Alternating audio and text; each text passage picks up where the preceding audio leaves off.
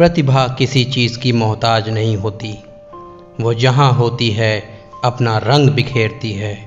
इस एपिसोड में जानेंगे एक ऐसी ही प्रतिभा के बारे में जो कोरे कागज़ों को रंगीन करने का हुनर जानते हैं। आप देख रहे हैं विजय दूत का एक्सक्लूसिव कार्यक्रम पंचायत।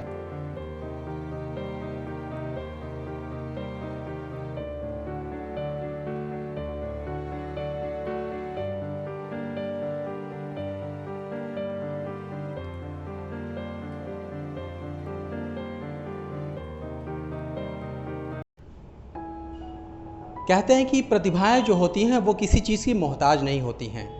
आज के समय में हम देखते हैं कि जो युवा है या कोई भी हो वो संसाधनों की तरफ भागता है, लेकिन जहाँ पे एक तरफ संसाधन कम हो और संसाधन कम होने के बावजूद एक बेहतरीन रिजल्ट अगर मिलने लगे, तो अगर हम बात करें ऐसी प्रतिभा की, तो ऐसी ही प्रतिभा आज हमारे साथ स्टूडियो में मौजूद हैं चंद्र प्रकाश चौधरी जी।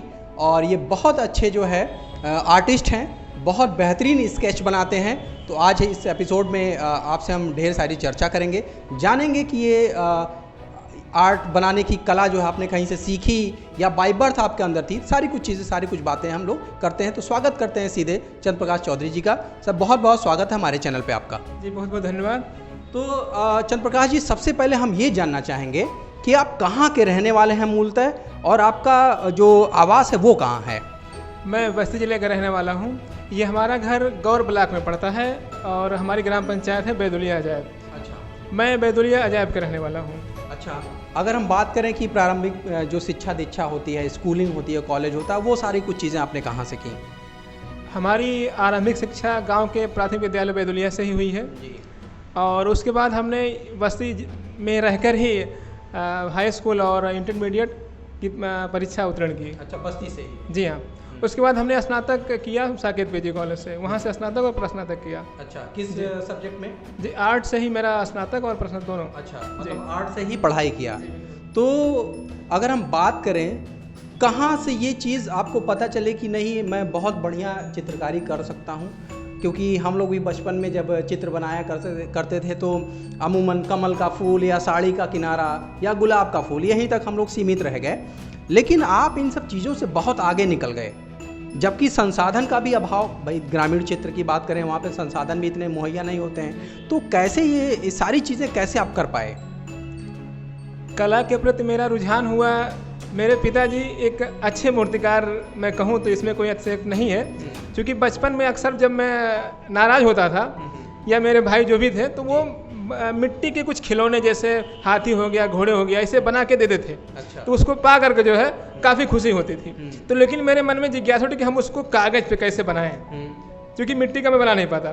तो हम उसको कागज़ पे बनाने का प्रयास करना शुरू कर दिए और कभी सफल कभी असफल होते हुए, लेकिन धीरे धीरे स्कूली शिक्षा के साथ साथ मैं उसको जो है धीरे धीरे उसमें रुचि बढ़ने लगी और आर्ट में फिर काम मतलब धीरे धीरे ये कहें कि आपका कार्य जो है वो पॉलिश होता गया और आपके जो पेन थे, आपके जो स्केच थे, वो सारे धीरे धीरे अपना सिक्का जमाने लगे। तो सबसे पहला ऐसा कोई वाकया जहाँ से आपको लोगों के बीच में ख्याति मिलने लगी कि नहीं बहुत बढ़िया आर्टिस्ट है, बहुत अच्छे जो है चित्र बनाते हैं, ऐसा कोई वाकया आपके अगर जहन में हो तो? मैं सबसे पहले स्कूली के दौरान हुई घटनाओं का जिक्र करूंगा। मैं अक्सर स्केच या फिर स्केच क्या कहें, चाहे आलेखन की डिज़ाइन नहीं हो या स्मृति चित्रण रहा हो, चूँकि स्कूल में यही सब चलते हैं, तो वहाँ मैं जो टीचर थी हमारे में उनको दिखाता था। तो वहाँ गुड और वेरी गुड का जो सिलसिला चला, उससे मुझे काफ़ी ज़्यादा इसमें आगे बढ़ने के लिए एक मोटिवेशन मिला और उस गुड और वेरी गुड के चक्कर में जो है मैं इसमें निरंतर काम करता रहा।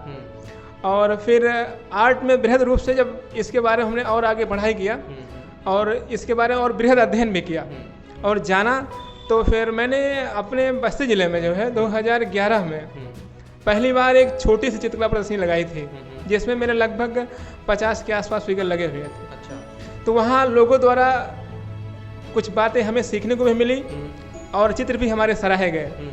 उसके बाद फिर हमने जो है इसमें निरंतर मैं इसमें काम कर रहा हूँ। मैं एक चीज़ में जोड़ना चाहूँगा, क्या वो चित्र बिक्री के लिए थे, खाली प्रदर्शनी थी? नहीं, वो शो के लिए मैंने लगाए थे। जी हाँ, क्योंकि रही बात छोटे शहरों में सेलिंग की मुश्किल तो काम है। बहुत ही मुश्किल काम है, लेकिन फिर भी अगर आप अपनी आर्ट को आप बाहर ला रहे हैं तो इसमें ये भी संभव हो सकता है, लेकिन अभी तक ऐसा कुछ इधर देखने को नहीं मिला। अच्छा, निश्चित तौर पे एक छोटा शहर है, बहुत बड़ा शहर नहीं है, और उस पर जो एक और ड्रॉबैक है वो ये है कि आप ग्रामीण क्षेत्र से बिलोंग करते हैं। जैसा कि हम लोग अभी शुरू में हमने चर्चा किया कि संसाधन का अभाव है, तो ऐसे में चित्रकला को आप कहाँ देख पाते हैं कि जहाँ पे एक तरफ युवा आप देखिए कि रोजगार के लिए भटक रहा है, हर व्यक्ति को डॉक्टर बनना है, इंजीनियर बनना है, सरकारी नौकरी ले लेनी है जल्दी से जल्दी। ऐसे में चित्रकला आपको किस रास्ते पर लेकर और कहाँ जा रही है, आपकी मंजिल क्या है, ये भी आप हमारे दर्शकों को थोड़ा सा बताएं कि क्या दिमाग में चल रहा है इस समय आपके। जैसे कहा गया है, कला और साहित्य ये समाज के आईना होते हैं। इनकी दशा और दिशा की परवाह न करते हुए इसमें निरंतर काम करना ही सबसे बड़ी अपने आप में उपलब्धि के समान है। कला और कलाकारों के लिए संसाधनों का अभाव ये बहुत मायने नहीं रखता, क्योंकि हमारे इतिहास में वर्णित है कि कला और कलाकारों ने, आप एक मिट्टी का ढेला उठा लीजिए, उससे आप कहीं भी कुछ भी दीवार पर कुछ भी कर दीजिए, वो एक वो आर्ट हो गया वो। अब हमारी गुफा चित्रकारी को आप देख लीजिए, चाहे अजंता की हो, एलोरा की हो, या उससे पहले जो तमाम भित्ति चित्र जी हाँ उकेरे गए, प्रागैतिहासिक काल में चित्र बनाए गए, राख से, कोयले से, और उसमें तमाम टोटके भी किए गए कि इस चित्र को किसी जानवर को बनाते हैं या कुछ भी, उसमें तमाम तरह की बातें की गई। तो वो कला जो है कभी संसाधन के अभाव में कभी जो है मर नहीं सकती। बिल्कुल नहीं, बिल्कुल नहीं। तो इस कला को अगर हम बात करें तो अभी क्या चल रहा है, वर्तमान में आप क्या कार्य कर रहे हैं, और मैं ये भी जानना चाहूँगा, अपने दर्शकों को बताना चाहूँगा कि क्या कुछ आप आसपास के बच्चों को भी एक मोटिवेशन दे रहे हैं कि नहीं आपको भी कलाकारी इस क्षेत्र से जुड़ना चाहिए, चित्रकला से, और जो लोग इस क्षेत्र में हैं क्या उनको भी आप ट्रेनिंग वगैरह भी देने का काम कर रहे हैं इस समय? जी, बहुत ही बढ़िया सवाल आप कर रहा है। मैं बताना चाहूँगा कि मैंने 2012 से ही एक निःशुल्क कला शिविर का भी आयोजन किया, जो काफ़ी हद तक बहुत ही सफल रहा। उसमें हमने लगभग 250 से ज़्यादा बच्चों को कला की लगभग 10 या 12 विधाओं में 5 दिन के अंतर्गत उनको मैंने ट्रेनिंग दी थी। और उसके बाद मैं निरंतर इस लॉकडाउन में जो कोरोना काल चला, उसमें हमने उसमें भी लगभग 200 से 250 के आसपास बच्चों को हमने मुफ्त में आर्ट के माध्यम से ट्रेनिंग दिया है, और ये प्रक्रिया मेरी अभी भी चल रही है। सोशल मीडिया पे भी काफ़ी आप सक्रिय रहते हैं, चित्रकला के माध्यम से ही आप स्केचेस बनाते हुए अपनी वीडियोस वगैरह डालते हैं, तो मुझको लगता है कि इस मंडल के अलावा पूरे देश में भी आपके फॉलोअर्स हैं। और क्या सोचते हैं कि अगर बस्ती शहर में एक बड़ी प्रदर्शनी लगाई जाए जो चित्रकला से संबंधित हो, और आसपास के ज़िलों से, आसपास के प्रदेशों से लोग आएं, और एक बड़े स्तर पे जैसे कि एग्जीबिशंस होते हैं वहाँ पे लोग खरीदते हैं चित्रों को, तो ऐसा कुछ क्या बस्ती में होना चाहिए, या फिर आप सोचते हैं कि नहीं बस ये रुचि का विषय है और हमको ऐसे ही कागज़ पे चित्र उकेर देने के बाद फिर उनको समेट कर रख देना चाहिए? जैसा कि हमारा बस्ती जनपद साहित्य का धनी है, यहाँ से साहित्य के कुलभूषण जन्म लिए हैं, लेकिन कला में थोड़ी इसकी जो पहचान है वो उतनी स्तर पर नहीं है। ये बात नहीं है कि ये बस्ती में कलाकार नहीं है, बहुत से ऐसे पुरोधा कलाकार हैं जो काम कर रहे हैं, लेकिन प्रमोट नहीं किया गया। लेकिन अब वो समय कहें या संसाधन कहें या कुछ भी कहें, वो उस स्तर पर पहुंच नहीं पा रहे हैं जहां तक उन्हें पहुंचना चाहिए था। हमारा जिला साहित्य में बहुत ही अग्रणी है, लेकिन कला की जब बात आती है, विशेष तौर पर चित्रकला की बात जब आती है, तो यहाँ हम दूर दूर तक अपने आप को नहीं पाते हैं। तो हमारा पहला उद्देश्य है कि जैसे हमारा जिला साहित्य में बहुत ही आगे है, वैसे कला में भी बहुत ही आगे निकले। कला में इसकी पहचान जनपद क्या, ये प्रदेश और अंतर्राष्ट्रीय स्तर पर अपना मतलब स्थान बनाए ये बस्ती जिला, यही हमारी सबसे बड़ी आकांक्षा रही है। तो अभी तक अगर बस्ती मंडल की बात करें, बस्ती मंडल से बाहर आप राष्ट्रीय स्तर पे किसी प्रदर्शनी में शिरकत कभी किए हैं, या फिर अभी मतलब आप बाहर नहीं गए हैं? मैं मतलब स्तर की बात रही है, चाहे वो क्षेत्रीय रहा हो या राज्य स्तरीय रहा हो या राष्ट्रीय या अंतर्राष्ट्रीय। मैंने 2012 में राज्य स्तरीय एक आयोजन हुआ था जिला अम्बेडकर नगर में, वहाँ मुझे हमारी कृति के लिए एक अंतर्राष्ट्रीय चित्रकार किशन सोनी जी द्वारा मुझे सम्मानित किया गया था। जी हाँ।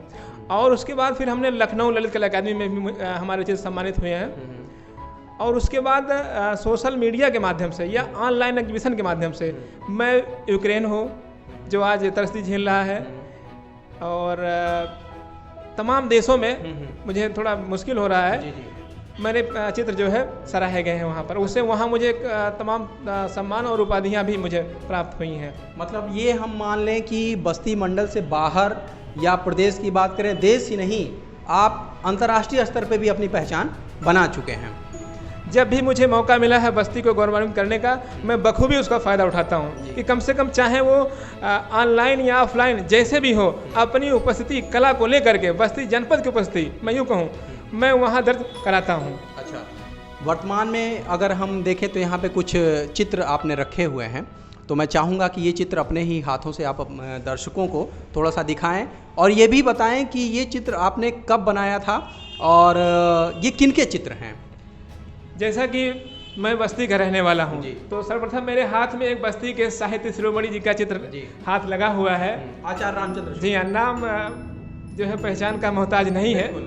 तो अक्सर मैंने इनकी मूर्तियाँ और किताबों में फ़ोटो देखे, तो एक मन में ख्याल आया क्यों ना हम इनको कागज़ पर उतारने का प्रयास करें, और जिसमें मैंने कोशिश की। ये मेरा चित्र लगभग 2.5 से 3 साल पुराना है। अच्छा। जी हाँ, और फिर हमने इनको जो है कागज़ पर उतारने का प्रयास किया है। और भी कुछ चित्र हैं हमारे सामने। फिर इसी क्रम में एक और बस्ती के अनमोल रतन रहे साहित्य के सर्वेश्वर दयाल सक्सेना जी। ये सक्सेना जी का चित्र है। कुछ ऐसे विभूतियाँ हैं जो बस्ती की पूरे प्रदेश में बस्ती के जो है खुशबू को बिखेर रहे हैं या पूरे हिंदी साहित्य में अपनी उपस्थिति दर्ज करा रहे हैं। ये उनका फिगर रहा है जी। कुछ और भी चित्र हैं, अभी हम लोग दर्शकों को उसको दिखाएंगे। छोटी सी चीज़ें और इसमें हम इंक्लूड करना चाहेंगे। यदि हम आर्ट सीखना चाहते हैं, जैसे एक तो हम देखते हैं कि बाय बर्थ हमारे अंदर वो नेचुरली वो कुदरत ने दे रखा है कि हमने पेंसिल उठाया और वो पेंसिल अपने आप चलने लग रही है, हमने बहुत अच्छा कुछ स्केच बना दिया, कोई फिगर बना दिया। लेकिन कोई भी प्रतिभा हो, अगर उसको तराशा जाए तो और भी वो निखर के बाहर आती है। तो क्या कुछ आज का जो युवा वर्ग है, अगर वो इस फील्ड में काम करना चाह रहा है, तो क्या कुछ आपका संदेश होगा उसके लिए कि कहाँ से वो प्रॉपर ट्रेनिंग ले और उसको पढ़ाई कहाँ से करनी चाहिए? देखिए, मैं इस प्रश्न को 2 भागों में बांटना चाहूँगा। रही बात कला की, जैसे एक बहुत ही प्रचलित एक कहावत है कि कला ही जीवन है। कला के बगैर मनुष्य अपने जीवन की कल्पना नहीं कर सकता है। अगर आप कोई भी काम करते हैं तो वो कला के अंतर्गत ही आती है। चाहे हमारी घर की माँ बहनें हों, कुछ भी डेकोरेटिव काम करती हैं, सजावट का काम करती हैं, या कुछ भी आप अपने ऑफिस में कुर्सी भी इधर रखते हैं तो एक ऐसे लोकेशन में रखते हैं कि देखने में अच्छा लगे, वो भी एक कला है। हाँ, ये बात अलग है कि कला में और चित्रकला ये थोड़ा सा अलग होता है। तो इसके लिए आपको कुछ कागज़ चाहिए या फिर कुछ भी आप काम करते हो, दीवार चाहिए या कुछ भी, तो वो आपको चित्रकला की श्रेणी में लाएगी। और इसकी पढ़ाई आप यहाँ कहूँगा कि बस्ती ज़िले में थोड़ा उतनी सुलभ तो नहीं है, लेकिन मैं इतना कहूँगा जितने संसाधन, जितनी व्यवस्था, जितने हायर एजुकेशन आप किसी अन्य विषय में लेते हैं, उतने ज़्यादा आप इसमें भी प्राप्त कर सकते हैं। लेकिन आपको ये ज़िला छोड़ना पड़ेगा केवल संसाधन के अभाव में। हाँ, चूँकि अब धीरे धीरे अब शासन प्रशासन का ध्यान आ रहा है। उम्मीद है कि एक दिन हमारा जिला भी एक आर्ट का बहुत बड़ा हब रहेगा और यहाँ भी एक आर्ट की बेहतरीन गैलरी होगी जो अभी शायद कहीं दूर दूर तक नहीं दिख रही है। बिल्कुल, इस वीडियो के माध्यम से यहाँ के जो जनप्रतिनिधि हैं, माननीय अगर विधायक जी की बात करें, माननीय सांसद जी की बात करें, तो उनका मैं ध्यान आकृष्ट कराना चाहूँगा कि चंद्र प्रकाश जी ने जो बात कही है कि यहाँ पे एक आर्ट गैलरी भी होनी चाहिए। जैसा कि अभी हमने हाल में सुना कि एक बहुत अच्छी लाइब्रेरी भी बन रही है बस्ती के अंदर माननीय सांसद जी के द्वारा, तो उसी के लेवल की एक आर्ट गैलरी भी अगर यहाँ पे बनाई जाए तो शायद यहाँ के जो चित्रकार हैं उनको काफ़ी सहूलियत होगी। जैसे आप बड़े शहरों में जाते हैं, आप दिल्ली अगर आप जाते हैं, लखनऊ जाते हैं, तो वहाँ आर्ट गैलरियाँ और आर्ट म्यूजियम इतने बेहतरीन है कि आप उसमें मुगल काल से लेकर के आप आधुनिक चित्रकार जितने भी हमारे हुए हैं, चाहे रवि वर्मा जी रहे हों या हुसैन, सबके चित्रों को आप देख सकते हैं। उन चित्रों को देखने से आदमी के अंदर कुछ एक नई कला को लेकर एक नई उम्मीद, नई आशा जगती है। लेकिन बस्ती जनपद में एक कला का जो एक संग्रहालय या फिर आर्ट गैलरी ऐसी कोई अगर व्यवस्था हो जाती है तो उम्मीद है कि जो हमारे कलाकार जो गुम हो गए, बस्ती में कलाकार रहे हैं जैसा कि मैंने सुना है, लेकिन उनकी कोई पहचान यहाँ पे नहीं। अभी हमारे एक साथी हैं बाल मुकुंद आकाश जी, अब वो भी बड़े अच्छे आर्टिस्ट हैं, उनका भी मैंने साक्षात्कार किया था, तो उनसे भी इस विषय पे मैंने चर्चा की थी कि यहाँ पे आर्ट के लिए कुछ, तो उन्होंने भी यही कहा कि आर्ट के लिए यहाँ कुछ नहीं है। तो जैसा कि उन्होंने ठीक ही कहा है, क्योंकि आदमी देख रहा है, जान रहा है।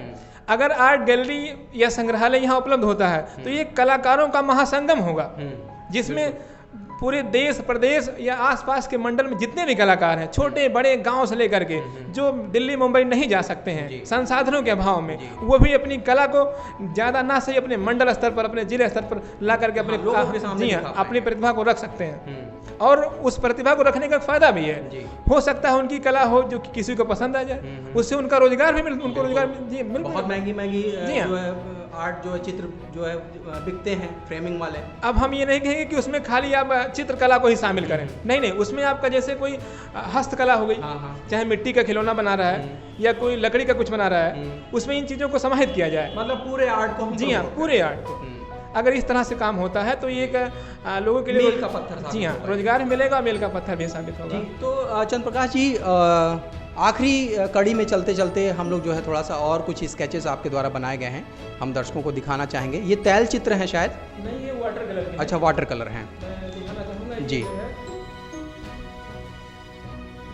ये चूँकि मैं काफ़ी समय अयोध्या में रहा हूँ जी, तो उस धार्मिकता का प्रभाव हम पर काफ़ी ज़्यादा पड़ा हुआ है। तो हमने इसमें भगवान विष्णु के का जो दशा अवतार है उस सीरीज पर हमने काम किया था। ये है कच्छप अवतार का, जो हमने जल रंग से निकाला है। लगभग 3 साल पुराना फिगर मेरा है ये एक चित्र और हम देख पा रहे हैं यहाँ पे। और ये जो है वो भी जो है उसी भगवान विष्णु के दशा अवतार सीरीज का जो है ये वराह अवतार का है।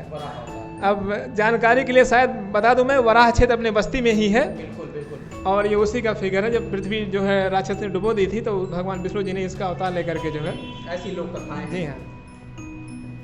और ये चित्र हमने जो है एक नई सीरीज में निकाला था। ये माता सरस्वती का है, जिनका नाम हमने वीणा वादनी दिया है। और हमने इसमें काफ़ी आधुनिकता के तरीके से रंग भर करके जो है इसको निकाला है। तो निश्चित रूप से ये बड़े ही खूबसूरत चित्र हैं, और चित्र ऐसे हैं कि मानो ये अभी बोल पड़ेंगे। जी, हमने पूरा प्रयास किया है कि चित्र दर्शकों से बात करते हुए प्रतीत हों। जी, ये पूरे चित्र को हम देख रहे हैं। आप हमारे कैमरे में देखेंगे शायद उतने प्रभावी ना दिखें, लेकिन मैं प्रत्यक्ष रूप से इस चित्र को देख रहा हूँ तो ऐसा लग रहा है कि माँ सरस्वती साक्षात जो है वो बैठी हुई हैं, और ऐसा लग रहा है कि जैसे ये अभी बोल पड़ेंगी।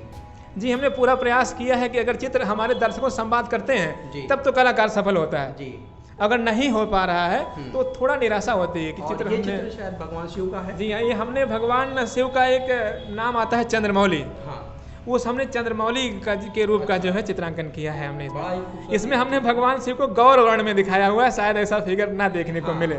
जी, इसमें हमने दिखाने का पूरा प्रयास किया है। बिल्कुल। तो और भी कुछ चित्र हैं? जी हाँ, बिल्कुल। इसमें मैं कुछ स्केचिंग में दिखाना चाहूँगा। ये जी। है किसी परिचय का मोहताज नहीं है, मिल्खा सिंह जी। मिल्खा सिंह जी, ये बहुत ही अच्छे धावक रहे हैं। बिल्कुल। और ये भी मतलब अगर हम चित्रकला की बात करें तो आपके जो स्केचेस हैं वो भी बड़े ही जीवंत हैं। इनको भी देखने के बाद ऐसा ही लग रहा कि जैसे ये साक्षात हमारे सामने बैठे हों। मैं कला को बनाता हूँ। अब ये चित्र हमारे कितने बोलते हैं, कितने जीवंत हैं, कितने अच्छे हैं, ये दर्शक ही बता सकता है। हम अपने चित्रों की इसके बारे में कुछ कह नहीं सकते। ये दर्शक भी हमारे देखें इसको, और निश्चित रूप से देखिए ये चित्र आपको दिख रहा होगा मिल्खा जी का, और ये चित्र आप देखेंगे तो आपको ऐसा लगेगा कि जैसे मिल्खा जी आपकी आंखों में आंखें डाल के आपसे संवाद कर रहे हों। तो ऐसा ही अगला एक चित्र हम आपको दिखाना चाहेंगे। ये एक संत जी हैं जी, जिन्होंने सफाई को लेकर बहुत ही विशेष ध्यान दिया था। संत गाडगे जी के नाम से जाने जाते हैं। तो हमने इनका स्केच बनाया था। लगभग ये लगभग 2 महीने पुराना है। ये भी चित्र बहुत ही आपने जो है जीवंत बनाया है। इनको भी देखने के बाद ऐसा ही महसूस हो रहा है कि काफ़ी मेहनत की गई है इनके ऊपर। तो आगे भी कुछ चित्र हम लोग देखेंगे। जैसा कि मैंने कहा है कि मैं अयोध्या में काफ़ी समय तक रहा हुआ हूँ। हमने जो एक टीवी सीरियल आया था रामानंद सागर जी का, उसमें माता सीता का, जी हाँ, दीपिका चिखालिया का जो उस समय का ये हैचिंग वर्क है। स्केचिंग में भी अलग अलग टेक्निक है। जी हाँ, देखिए इसमें आप देख रहे हो कि इसमें पेंसिल की सारी रेखाएं दिख रही हैं। हाँ, और उसमें अब आपको शेड दिख रहा होगा। शेड दिख रहा है। इसमें शेड आपको नहीं, उसमें सारी रेखाएं दिखेंगी। ये हैचिंग पे हमने जो है इनका, अच्छा, इस विधा को हैचिंग कहते हैं। हाँ। और मैं बताना चाहूँगा दर्शकों को, हमने इस चित्र को इनको सोशल मीडिया में भेजा भी था। अच्छा, और उसके लिए उन्होंने धन्यवाद भी दिया है। ओके। और ये अगला ये चित्र जो है वो मैं थोड़ा, चूँकि बॉलीवुड का प्रभाव चित्रों पर भी दिखा है, ये फिल्म अभिनेता है अजय देवगन जी। हाँ, उम्मीद है कि ये सिंघम वाले रोल का जो बिल्कुल। उस पर हमने स्केच डाला था एक, ये उसका हमने बनाया था जी। ये भी काफ़ी खूबसूरत जो है चित्र है आपका। अगर फिल्मों की बात हो और हमारा साउथ इंडस्ट्री पीछे ना रहे, इसमें उन्होंने रजनीकांत सर का जो है एक स्केच बनाया है, आप सब देख सकते हैं इसमें। एक काला मूवी का जो लुक था उनका, ये वो है। जी हाँ, ये वो लुक है काला मूवी का। जी। अब ये हमारे क्रिकेट के जो स्टार, जी हाँ, ये विराट कोहली जी हैं, भारतीय क्रिकेट के पूर्व कप्तान जी। तो दोस्तों आप देखिए कितना ही खूबसूरत जो है आर्ट है और कितनी खूबसूरती से ये उकेरा गया है। आप देख रहे होंगे कितनी मेहनत लगती होगी।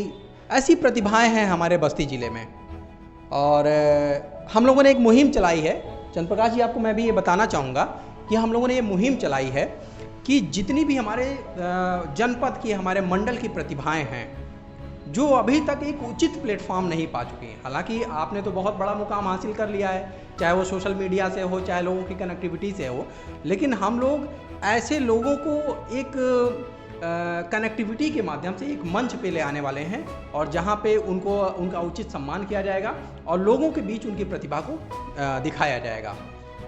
ये कार्य आप सबका इतना पुनीत है कि इसके बारे मुझे कहने के लिए शब्द नहीं है, लेकिन फिर भी मैं इतना कहूँगा, जहाँ दूर दूर तक अंधेरा फैला हुआ है, अगर वहाँ एक किरण, आप सब एक किरण की भांति ऐसे लोगों को ढूंढ रहे हैं जो इस फील्ड में अपने आप को समझिए कि डूबे हुए से महसूस करें कि कोई नहीं है, हमें मतलब कोई रास्ता नहीं, कोई पतवार नहीं मिल रहा, तो ऐसे में आप सबका ये कार्य बहुत ही पुनीत कार्य है। इसकी मैं पूरे दिल से जो है प्रशंसा करता हूँ। बिल्कुल। और निश्चित रूप से हमारे लिए भी ये गौरव की बात है कि हमारे जनपद में आप जैसे कलाकार हैं जिससे हम लोग बाहर जाके बता सकते हैं। अभी आज हमारे यहाँ जो कल रात में एक प्रोग्राम हुआ था, तो उस प्रोग्राम में कुछ एक्टर एक्ट्रेस आए थे, तो एक विनोद मिश्रा जी हैं, बहुत बड़े अच्छे एक्टर हैं, उनसे मैंने चर्चा की कि भैया एक कलाकार हैं, उनसे मैं आपकी भेंट करवाऊंगा और बहुत अच्छे चित्र वो बनाते हैं। तो उन्होंने कहा कि बाबू मुझको तो जाना है, मेरी फ़्लाइट है, लेकिन मैं उनसे कभी मिलूँगा ज़रूर। उन्होंने वादा किया इस चीज़ का। तो हो सकता है कि आगामी टाइम में वो यहाँ पे आएँ तो मैं आपसे उनकी भेंट भी कराऊंगा और आपसे ये भी उम्मीद करूंगा कि उनका आप एक खूबसूरत सा स्केच बना के उनको प्रेषित जरूर करें। बिल्कुल बिल्कुल, क्योंकि कला और कलाकार का जो दामन है वो समझिए जो चोली दामन एक शब्द होता है उसका रहता है। तो बिल्कुल भी उनसे मुलाकात हमारी ऐसी उम्मीद है कि होगी और जब भी मुलाकात होगी और मैं दावे के साथ कह सकता हूँ मैं उनको स्केच जरूर भेंट करूँगा जी।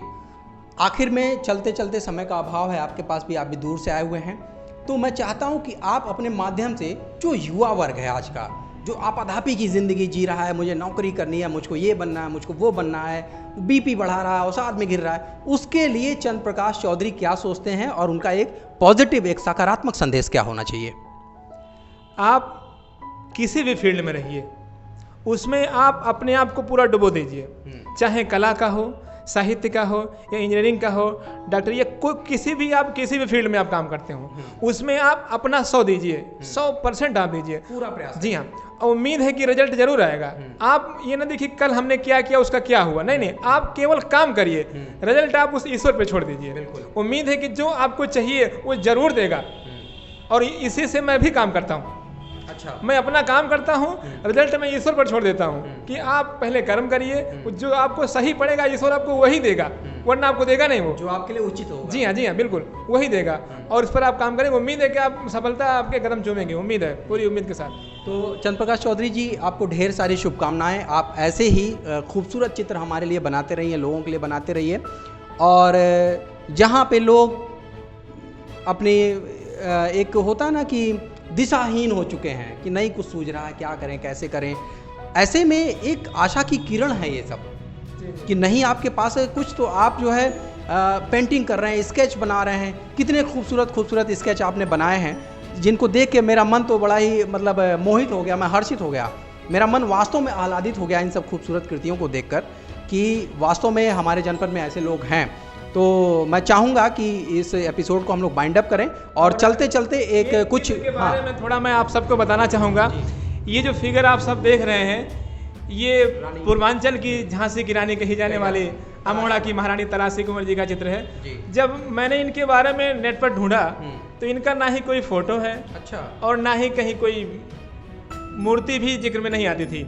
लेकिन हाल फिलहाल एक मूर्ति लगी है छावनी चौराहे पर, तो हमने उसको देखा और उसको देख करके जो है एक चित्र हमने मतलब स्केच करा, जो कि एकदम ये काल्पनिक रूप है उनका। अच्छा। और इस चित्र को हमने फरवरी में एक एग्जीबिशन लगी थी जो आज़ादी 75 साल के उसमें यहाँ के तत्कालीन डीएम और एसपी वगैरह सब मौजूद थे। हमने इस फिगर को वहाँ दिखाया था, जिस पर लोगों ने काफ़ी प्रशंसा की थी। ये फिगर जो आप देख रहे हैं ये अमोढ़ा की महारानी जी का है, जिनका कोई फिगर नहीं था। हमने सोचा कि एक फिगर निकाला जाए और हमने पूरा प्रयास किया कि जो है एक बहुत ही ऐसा फिगर निकालें जो बहुत ही ओजस्वी रहे जी। और ये है भी वास्तव में वैसा फिगर। जी हाँ। तो हमारे चैनल को, हमारे दर्शकों को ढेर सारा समय देने के लिए बहुत सारी शुभकामनाएं आपको, और हम उम्मीद करते हैं कि इसी तरह से आप जो है कार्य करते रहेंगे और जीवन में प्रगतिशील बने रहेंगे। बहुत बहुत धन्यवाद। जी, आपका बहुत बहुत धन्यवाद। आपने समय दिया और चैनल पर मुझे बुलाया, इसके लिए मैं दर्शकों का भी काफ़ी आभार व्यक्त करता हूँ और आपका भी बहुत धन्यवाद व्यक्त करता हूँ। बहुत बहुत धन्यवाद।